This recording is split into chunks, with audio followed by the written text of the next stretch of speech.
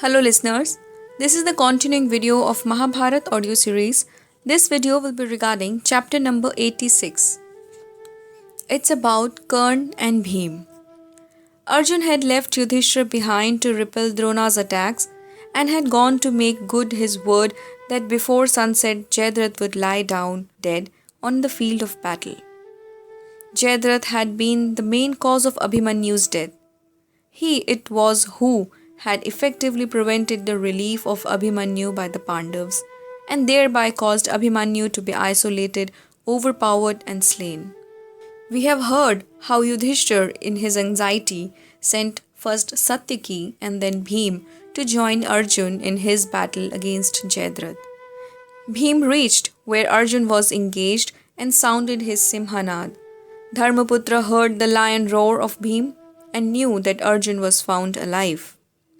It was the 14th day and the battle raged fiercely at many points, between Satyaki and Bhurisaravs at one place, between Bhim and Karn at another, and between Arjun and Jayadratha at the third.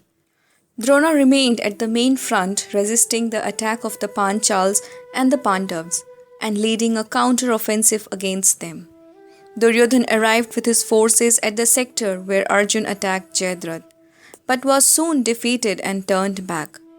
The battle thus raged long and furiously on more than one front. The armies were so deployed that each side was exposed to danger in its rear. Duryodhan was speaking to Drona. Arjun, Bhim and Satyaki have treated us with contempt and proceeded successfully to Jayadratha's sector, and they are pressing hard on the Sindhu king. It is indeed strange that under your command our battle array should have been broken and our plans completely foiled. Everyone asks how it is that the great Drona, with all his mastery of the science of war, has been so badly outmaneuvered. What answer shall I make? I have been betrayed by you. Duryodhan thus once again bitterly reapproached Drona, who replied unperturbed, Duryodhan, your accusations are as unworthy as they are contrary to truth. There is nothing to be gained by talking about what is past and beyond repair. Think of what is to be done now. Sir, it is for you to advise me. Tell me what should be done. Give your best consideration to the difficulties of the situation and decide, and let us do it quickly. Puzzled and perplexed, thus did Duryodhan plead. Drona replied, My son, the situation is no doubt serious. 3 great generals have advanced, outmaneuvering us, but they have as much reason to be anxious as we, for their rear is now left as open to attack as ours. We are on both sides of them, and their position is not therefore safe. Be heartened, go up to Jayadratha again, and do all you can to support him. It is of no avail to dishearten oneself by dwelling on past defeats and difficulties. It is best I stay here and send you reinforcements as and when required. I must keep the Panchals and Pandav army engaged here, otherwise we shall be wholly destroyed. Accordingly, Duryodhan went with fresh reinforcements again to where Arjun was directing his attack on Jayadratha. The narrative of the 14th day's fighting at Kurukshetra shows that even in Mahabharata times, the modern techniques of turning and enveloping movements was not unknown. The advantages and risks of such strategy appeared to have been fully understood and discussed even in those days. Arjun's flanking maneuvers perplexed his enemies greatly. The story of that day's battle between Bhim and Karn seems very much like a chapter from the narrative of the modern war. Bhim did not desire to fight Karn or remain long engaged with him. He was eager to reach where Arjun was. But Radhe would, by no means, permit him to do this. He showered his arrows on Bhimsena and stopped him from proceeding. The contrast between the two warriors was striking. Karn's handsome lotus-like face was radiant with smiles when he attacked Bhim, saying, Do not show your back. Now, do not flee like a coward, and so on. Bhim was all anger when taunted in this manner. He was maddened by Karn's smiles. The battle was fierce, but Karn did everything with a smiling air of ease, whereas Bhim's face glowed with rage and his movements were violent. Karn would keep at a distance and send his well-aimed shafts, but Bhim would disregard the arrows and javelins falling thick upon him and always try to close with Karn. Radhe did everything he did, calmly and with graceful ease, whereas Bhimsena fumed and fretted with impatience, and he showed his amazing strength of limb. Bhim was red with bleeding wounds all over and presented the appearance of an Ashoka tree in full blossom.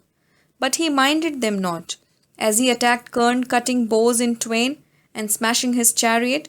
When Karn had to run for a fresh chariot, there was no smile on his face, for anger rose in him, like the sea on the full moon day as he attacked Bhim. Both showed the strength of tigers and the speed of eagles, and their anger was now like that of serpents in a fury. Bhim brought before his mind all the insults and injuries which he and his brothers and Draupadi had suffered, and fought desperately, caring not for life. The two cars dashed against each other, and the milk-white horses of Karn's chariot and Bhimsena's black horses jostled in the combat like clouds in the thunderstorm. Karn's bow was shattered and his charioteer reeled and fell. Karn then hurled a javelin at Bhim, but Bhim parried it and continued pouring his arrows on Karn, who had taken up a fresh bow. Again and again did Karn lose his chariot.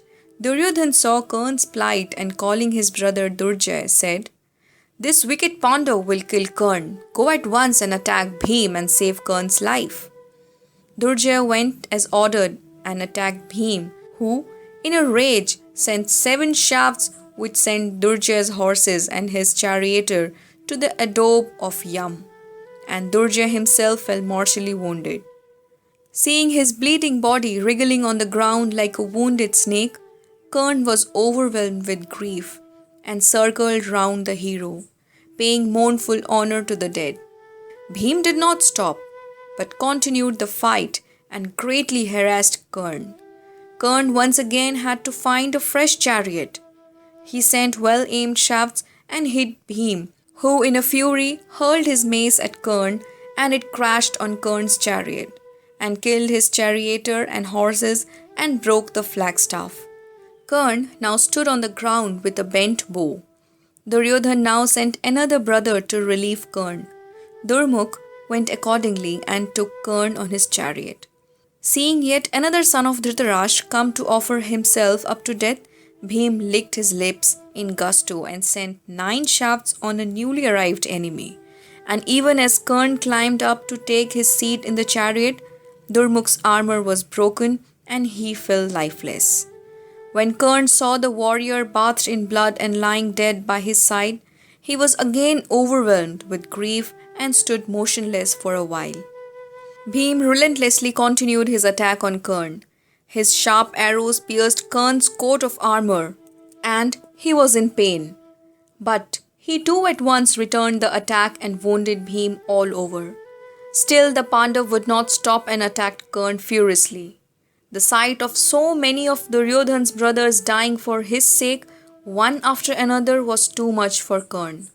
This and the physical pain of his own wounds made him lose courage, and he turned away defeated. But when Bhim stood up on the field of battle, red with wounds all over like a flaming fire, and emitted a triumphant yell, he could not brook it, but returned to the combat. Chapter 86 finishes here. Keep listening Mahabharat audio series in the next videos.